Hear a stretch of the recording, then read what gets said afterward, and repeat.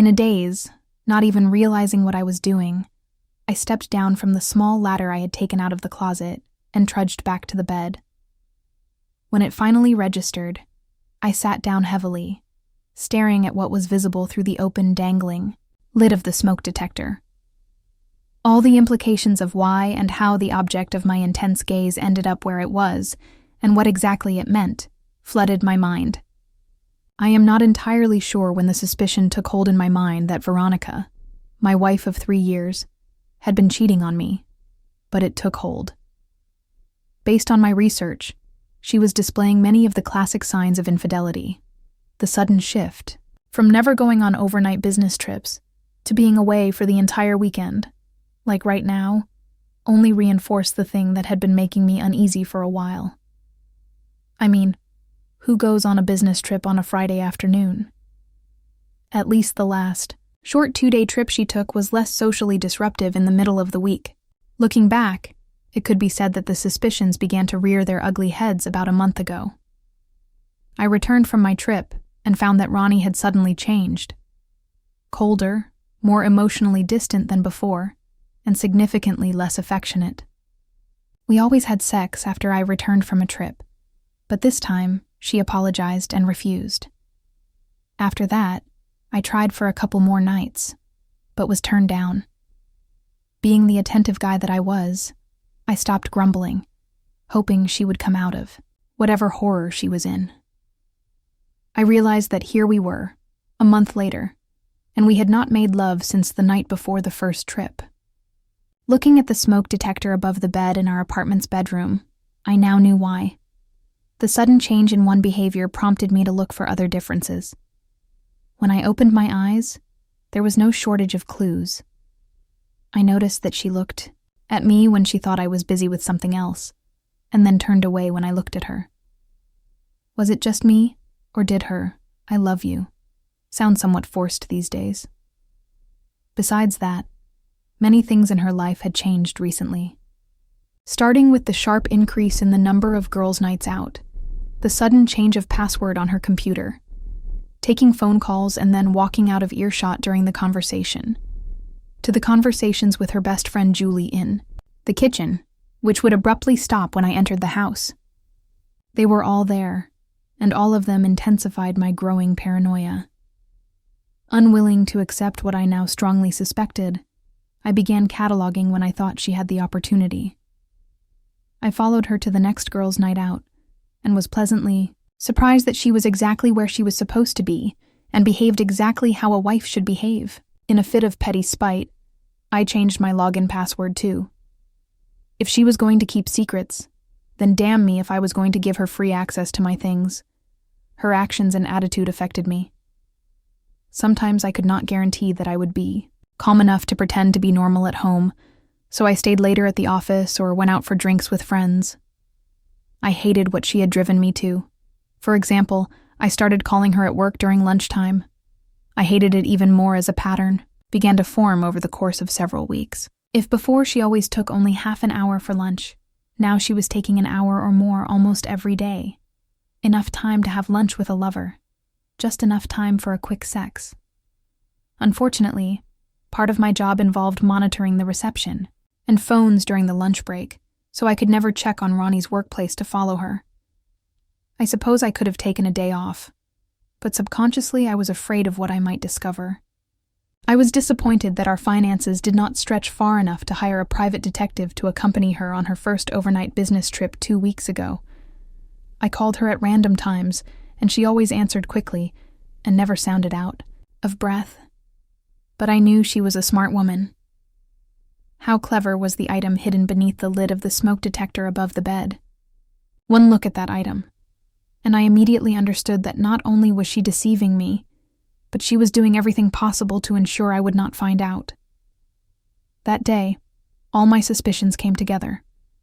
Wanting to see my wife before she left for the weekend to be with her lover, probably in a futile hope of reminding her that I loved her, I came home a little early, timing it so that she would be home from the office but not yet on her way to the airport. She clearly was not expecting me and came out of the bedroom looking damn guilty. I sat on the bed until she had no choice but to go into the bathroom to finish her makeup. Then I carefully checked the closet and under the bed. Nothing. Then I checked that her phone was still protected by an unknown password, and I carefully pulled enough clothing out of the suitcase to confirm that there was no suspicious lingerie or cocktail dresses inside. That puzzled me. When I entered the house, she was definitely up to something in that room. After that, I checked the trunk of her car for any other bags. Nothing, but she's a very smart woman. Instead of easing my fears and weakening the suspicions that my loving wife was doing something dirty behind my back, the lack of evidence only strengthened them. It infuriated me that she had outsmarted me. I came up with a plan to catch her that was within my budget. Next week, I would invent a business trip for myself. Maybe Veronica would take the opportunity and invite her lover over while I was away. I would install a tiny camera in the smoke detector above the bed to record the action. It was only a one-room apartment, so one camera would be enough for me. Once my suspicions were confirmed, I knew exactly what to do to dissolve this mockery of a marriage without subjecting myself to financial abuse. Thus, 3 hours after Veronica left for her second overnight business trip, I pushed the bed aside, pulled our small 3-step household ladder under the centrally located smoke alarm, and released the small clip on the side of the device, causing the lid to open and dangle on its hinge. Inside was the exact same camera as the one I held in my left hand, a camera that transmitted a signal to a small transponder that could be hidden anywhere. A transponder that, in turn, transmitted the signal either to a laptop for live viewing or to a computer for later playback. I knew with certainty that my wife would prefer a combination of both. So, not only had she started an affair, but she had also been monitoring my location and behavior while doing it, to watch for any signs that I suspected her. I got up and walked into the living room. There was another smoke detector, and, of course, another camera. Just to confirm my suspicions beyond a shadow of a doubt, I combed through my car with a fine-toothed comb. It took me 15 minutes to find a tiny GPS tracker. I placed my hands on the hood, my chin on my chest, and I felt sick at the thought that at this very moment, my wife was in another city, being had by some unknown stranger. Or was she not? Suddenly, I remembered how abruptly Veronica refused my offers to drop her off at the airport. I raised my head, staring blankly at the garage door as my thoughts raced. Could it be that she never flew anywhere? Maybe she was somewhere in the city right now, filled with her lover's fluid. No, the woman I knew was too smart not to make the guy wear a condom. Too many chances of passing an STD to me that I shook my head, realizing I was getting distracted, putting off the inevitable conversation with myself. Could I forgive my wife for sleeping with someone other than me? Never. Well, there it was. The conversation was over. I was an impatient bastard. The thought of waiting for her return on Sunday evening to confront her face-to-face was not an option. I needed to find her and end this immediately. Veronica handled all the family finances. I pulled out all the latest bank statements from the closet and looked through them for the past month. Nothing unusual until I reached the line, transferred, to account number XYZ, amounting to $500. Logging into NetBank, I connected the listed account number. I looked into the notebook where my wife kept coded passwords, found an unfamiliar one, then guessed the code on the third try. It was a credit card whose existence I had not known about. The last transaction was less than 3 hours old. Addie, a cheap chain motel 10 minutes away by car. For some reason, the realization that she was paying the bill for her date with her lover made me angry. The realization that she was essentially stealing our money to do it made me furious. Next came a charge from the same motel, which coincided with her first supposed out-of-town trip. Even higher up, a record made when she bought the surveillance equipment. Ironically, she bought it at the same store where I had bought mine. A quick glance at the statement showed she made the purchase 3 days after I returned from my last trip, so she most likely met that bastard while I was away. That made sense. I knew that if I went there in my current state of mind, I might kill someone, so I sat down and took a few deep breaths. Time to think. Did Veronica know that I had found her cameras? Did she have a laptop that constantly received footage while she lay on her back, being pounded by whoever he was? Unlikely. I could not imagine her being that heartless. After all, I knew that one of the reasons that had driven her to take such extraordinary measures to keep me from finding out about her affair was the desire to spare me the pain. That had to be it. Otherwise, she was far from the loving person I believed her to be. It was more likely that she was recording footage from the camera. Returning to my car, I wrote down the GPS tracker's data and Googled it. Sure enough, it had a software feature that could send a signal to a mobile phone when the device was in motion. So there was no need to burden her lover's conscience or her own by constantly having the feed from our home on the screen. All she had to do was listen for the alert signal. Sneaky bitch. Then my thoughts returned to what I had done or failed to do to keep her faithful to me. All the usual reasons that I suppose everyone in my position thinks about flashed through my head. Was I small? Was I unsatisfying in bed? I did not think. So, until she rejected me, I believed she completely enjoyed my efforts. Maybe I was wrong. Maybe I really was crap in bed, and she had been pretending the whole time. God, was I doubting my own manhood? All those thoughts only made me angrier, not calmer, so I turned my mind to possible scenarios. What was she doing right now? And what if I was wrong? What would she do if she had already seen me discover her camera? Throw her guy out of their love nest? Speed up their plans to dump me, rob me, and ride off into the sunset with him? Or was she just sitting there, with him or without him, thinking of a convincing reason why she had to keep me under surveillance? Assuming she was watching the cameras, did she have any reason to suspect that I knew where she was? Looking around, I assessed the wide-angle view of the living room. I figured she could see me sitting on the couch, but probably could not see me digging through the filing cabinet or working at the desk in the corner. She would have noticed frantic activity, but would have no idea what it was about. For a rather vindictive reason, shortening their or her planning time, and for no other, I decided to confront her now. Whether out of anger or not on my part, I do not know. Relying on the assumption that there was no camera in the kitchen, I went in there and exited the house through the kitchen door. Opening the side door of the garage, I removed the tracker and placed it on the shelf next to the car, assuming it was not sensitive enough to detect such a small movement. Driving up to the cheap motel on the outskirts of town, I parked a little farther away. Walking through the darkness, I found her car hidden behind the main building, invisible from the highway. There were only 4 cars in the parking lot and none within 5 spaces of hers. The room directly in front of her car was also the only one with the lights still on. Glancing around for witnesses before sneaking up to the window, I checked to see if there was a view into the room. There was not. Bracing my ego for whatever I might discover, I raised my hand, clenched my fist, and prepared to knock. Before my knuckles could touch the wood, I saw the headlights of a car coming around the corner. Thinking it might be her lover, I stepped away from the door, pretending to be looking for my room. A small car with the name of a local pizzeria on it stopped next to my wife's car. I lazily thought she was having a late dinner, but then I remembered that on Friday night in this town, you could wait up to 3 hours for a pizza delivery. A teenager got out of the car, took a pizza box and a bottle of soft drink from the back seat, and knocked on the door. Veronica opened it, dressed exactly the same as when she had left our house, handed over some cash, and then accepted the items. From the shadows, I watched as the delivery boy returned to his car. My wife left the door open as she carried the pizza in one hand and the drink in the other to place them next to the bed. Once her hands were free, she turned back toward the doctor to close it. She gasped when she saw me in the doorway, then her gaze darted back to the bed.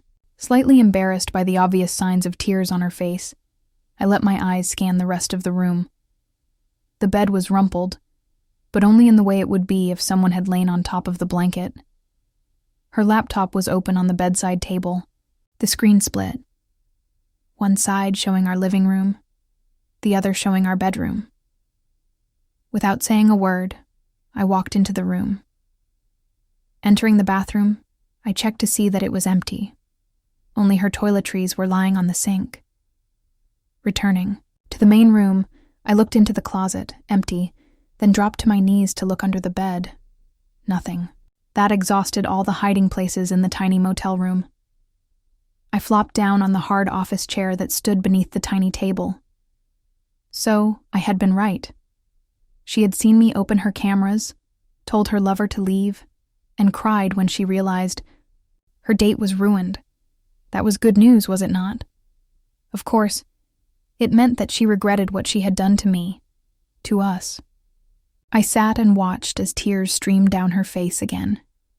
Did she regret that the discovery of her date had caused me pain? With a hardened heart, I realized that the reason for the tears did not matter. We were irreparably broken. Staring at her, I simply asked, "Where is he?" In my view, at that moment, there was only one motivation for that question. I wanted to know why she considered it acceptable to lie to me and arrange to meet with another guy behind my back. That is why her answer confused me. Eventually, I realized that she was answering a different question, one I had not asked. Why? Had she been spying on me? I am so sorry, John. I had to know. What the hell are you talking about, Veronica? When you came back from that trip about a month ago, you were different, calmer, more distant, as if something was on your mind. I thought you had cheated on me while you were away. Then you suddenly started working late and supposedly going out with friends. When I saw that you had changed the password on your computer, I was already convinced. I know that I changed my password before that. I did not want you to see that I'd been researching signs of a cheating husband. I deleted the search history, but you know more about computers than I do. I did not know if you could still see what I had been looking at. When you first returned, I just could not imagine having sex with you, thinking that you had been with another woman. Then I decided that I could use sex as a test. If you were not getting it from me, then you must have been getting it somewhere else. You only asked me a couple of times for some, and then you gave up. We had never gone that long without it before.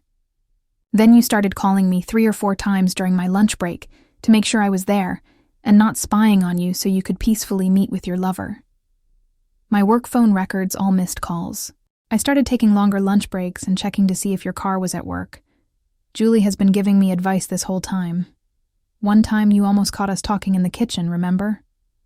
By the way, she thinks I am just being paranoid. What eats at me is that I do not know for sure. This evening, when you came home early and almost caught me changing the battery in the bedroom camera, I thought I would faint from the stress. I was convinced that you were cheating on me, but I needed proof. I bought the cameras and the GPS tracker to get that proof and resolve my dilemma. I still do not know for certain. I know you were just sitting at home alone when I went on that first trip, but I thought that was only because it was during the week. I planned to leave for a weekend, so you would have more time. Please, whether you are having an affair or not, could you just tell me? The uncertainty is killing me. I looked at her suffering, tormented face, my mind in absolute turmoil as I watched her agony. My self-image as an honest man had completely misled me into believing there was only one explanation for the clues I had been given. The thought that those same clues could be explained by my wife believing that I was cheating on her could not penetrate even the edge of my consciousness. The pain reflected on her face, more than words, convinced me that she was telling the truth. I had been so devastated thinking she was betraying me that I had missed all the signs that she thought I was doing something dirty to her. My mind was suddenly filled with sympathy for her. I remembered the horror and self-doubt I had experienced when imagining her in the arms of another man. She had been going through the exact same torture, enough to lie and create a situation where I might meet with my lover, so she could put an end to it.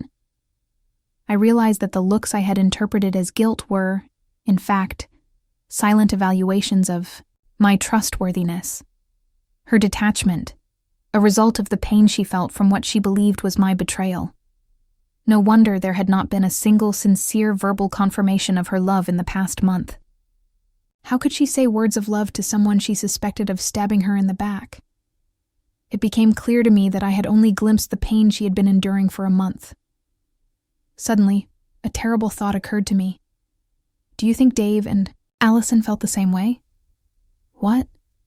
What do Dave and Allison have to do with this? Do you think your ex-husband and my ex-wife felt the pain, fear, and doubt like we do when she caught us in bed and told him? No wonder neither of them ever considered forgiving us. They were too devastated. From the renewed expression of horror on Veronica's face, I realized that the full weight of how we had hurt our former spouses, the people we supposedly loved, had crashed down on her. Her knees buckled, and she collapsed back onto the bed. Epilogue. 2 weeks later, we began negotiating how to separate with minimal fuss, given how easily she believed I was capable of betraying her, and vice versa. It was clear that we both had serious trust issues. She was a deceiver, as was I, in a relationship born of deception. No amount of sugarcoating could hide the fact that our relationship had been doomed from the start. Most people judge others by their own standards, so each of us suspected, worse, knew that the other was capable of betrayal. We parted as friends, and even occasionally satisfied each other's sexual desires. When her biological window was nearly closed, Veronica actually approached me a couple of years later, asking if, since she had failed to find a new partner, I would agree to father her child, without any legal obligations. I thought it was too strange and declined. Since then, I have not trusted her enough to have sex with her without a condom. A couple of years later, we drifted apart. The last I heard of her, she was still single, just like me. I am glad we enjoyed sex when we were together, still married to other people, because now we are definitely paying for it. That concludes the lesson.